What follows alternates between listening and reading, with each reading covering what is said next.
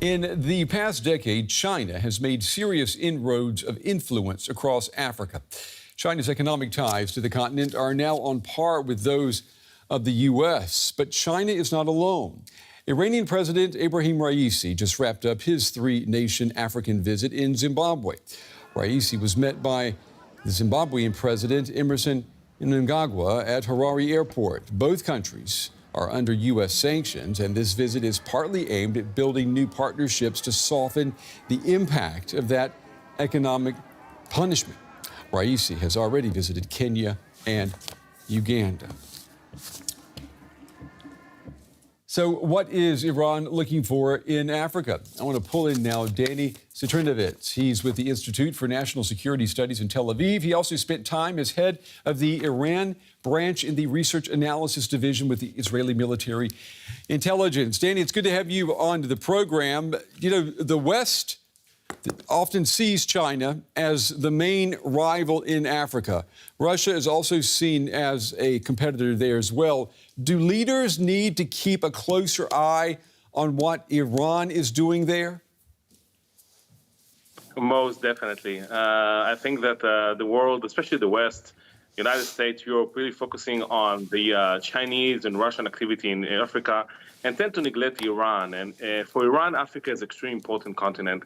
It's not only the fact that there are a vast Shia minority all over Africa country, especially in West Africa, that Iran wants to protect, as it sees itself the protector of all Shiites around the world. But it also goes to the fact that Iran sees a lot of resemblance between Tehran itself and the African countries, because both of them are fighting colonialism in the past against imperialism. So they think they are like-minded countries.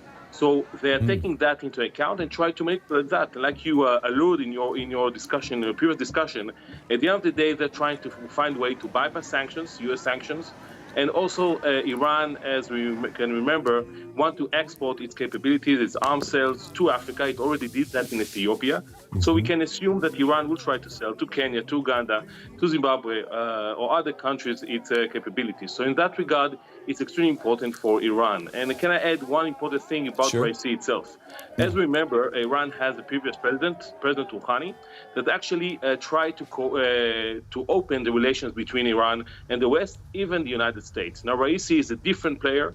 He's a very conservative president. And what he's trying to do is neglecting the wishes or the ambitions of Rouhani and actually try to do the opposite, meaning trying to interact with the East, especially China and Russia, as we can see today in Ukraine, but also Africa and South America. So Raisi visited Central America a couple of weeks ago. He visited in Africa, and actually it's an indication for what he's trying to do to enhance this kind of cooperation between Tehran and the African countries. And is what he's doing, I mean, is Iran's interest in Africa, is it purely transactional? Is it just about business deals to help beat the sanctions? Or is there more here? Well, it's more in the fact that the Iranians think that they have the same ideology.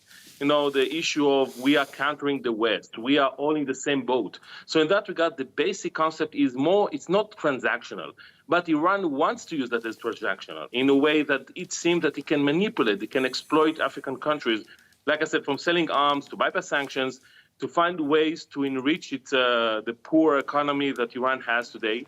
So they try to use that in their own terms. And if we can add, it's also the fact that Iran tried to counter Western influence in Africa, and especially Israel. And we can see that in how Iran supports, for example, Algeria in its war against Morocco, or its tension against Morocco, by supporting the Polisario movement in Western Sahara. So in that regard, Iran is trying to push us back, the U.S., Israel, and any Western influence, and try to see how we can conquer, in a way, ideologically, the countries in Africa, West and East, to its own benefit. Yeah, and that brings me to the Abraham Accords, which saw Israel sign deals with longtime enemies and to help stabilize regional relations in the Middle East. Is Iran, what it's doing in Africa, is it looking to make the accords have a high price, too high of a price for anyone thinking that they might want to join these accords, for example? Definitely, and we see that with a couple of countries. First, Morocco.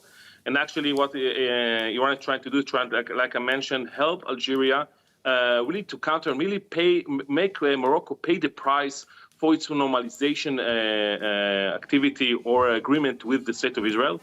But it's not only that. Iran threatened other countries that think about interacting with Israel from Africa, for example, countries that we know like Mauritania, that interested in jump into the wagon of the Abraham Accords. We know that Iran is threatening them as well. And we see now Iran is trying to re-influence its capabilities or abilities in Sudan. So in that regard, definitely Iran is trying to push back any normalization efforts or trying to prevent countries to jump on the wagon of Abraham Accords, African countries. Let me ask you before we run out of time, do you see the U.S. and its allies having a plan to push back against growing Iranian influence in Africa?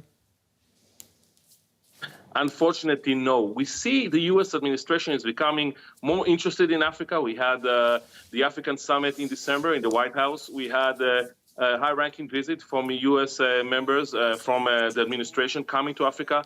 But they're mostly focused on China and Russia. They're trying to push them back and not trying to push Iran back. And I really think that Raisi visit is an indication to the fact that there needs to build some sort of unified, holistic strategy that can push back Iran efforts in Africa, because it's not going to stop. Raisi has a plan, a strategy is going to implement that. And without countering its ambitions, at the end of the day, they will succeed. Danny Citrinovich joining us tonight from Tel Aviv. Fascinating analysis of what's going on in Africa. Danny, thank you. Thank you very much.